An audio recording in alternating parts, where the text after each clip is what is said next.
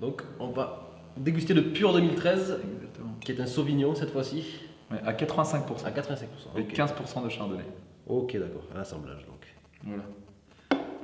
C'est vrai que comme le nom ne l'indique pas, c'est un assemblage. Ouais. Non, mais c'est vrai que quand on a tendance Je me à suis parler même fait de. tromper. Non, non, mais clairement, ouais, de vin pur quelque chose, on se dit, Ouais, tiens, ça ça un va être. monocépage ou, Exactement, ça va être un 100% quelque chose. Alors que là, en fait, ce nom de pur, bon, déjà, on l'écrit avec un E, donc c'est pas pour être anglo-saxon du tout. ce que Hein. j'allais dire, c'est un peu à la. Ouais, ça aurait pu être un anglo-saxon, non, c'est pas du tout ça. C'est qu'on trouve que c'est des notes, enfin, une note pure, quoi. D'accord. Voilà, c'est vraiment. C'est le féminin du mot qui. Oui, voilà, c'est exactement le féminin de l'adjectif. Et du coup, cet adjectif nous est venu vraiment, déjà, on nous l'a suggéré, quand on a choisi des noms de cuvées, on a Un petit panel de un test. petit panel de tests, exactement, et vraiment des différents adjectifs ou des différentes sensations qui sont ressorties. Et c'est vrai que ce vin est une certaine.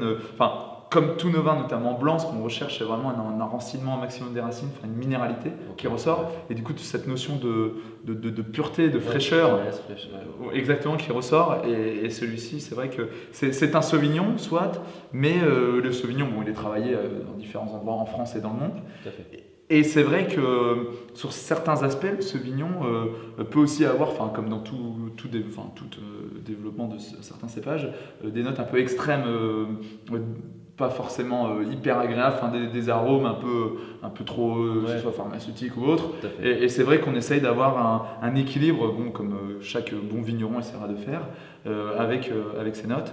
Et on est particulièrement satisfait de celui-ci. Donc là, on est sur le millésime 2013. 2013.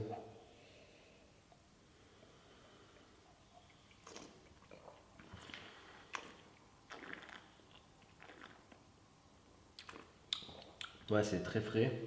Il y a une belle finale, je trouve qu'il y a une finale vraiment qui remonte à une acidité très agréable. Ça s'écrase pas du tout, au contraire, ça aérien en même temps. Il y a une belle trame acide, je trouve.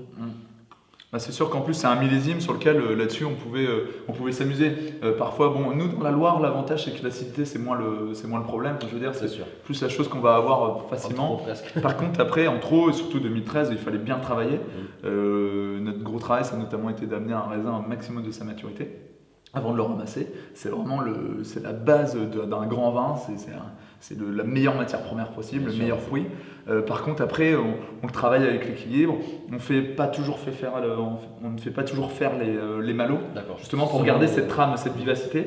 Par contre, sur des millésimes comme 2013, là, il faut trouver un équilibre entre un peu de gras, encore une vivacité, une sucrosité faible ou inexistante, dans le sens où on est toujours en dessous de 2,5 ou de 2 en résiduel, donc il n'y a plus de résiduel.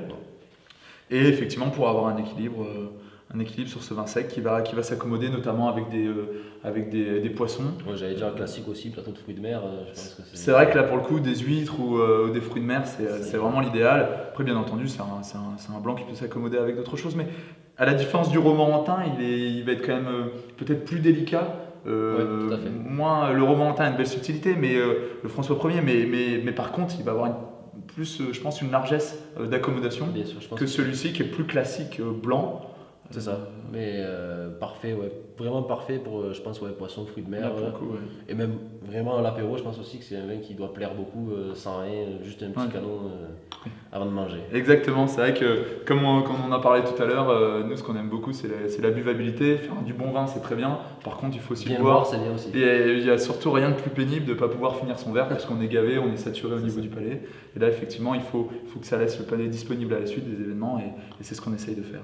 Donc en tout cas, très réussi. Voilà, bonne dégustation à tous ceux qui vont le découvrir.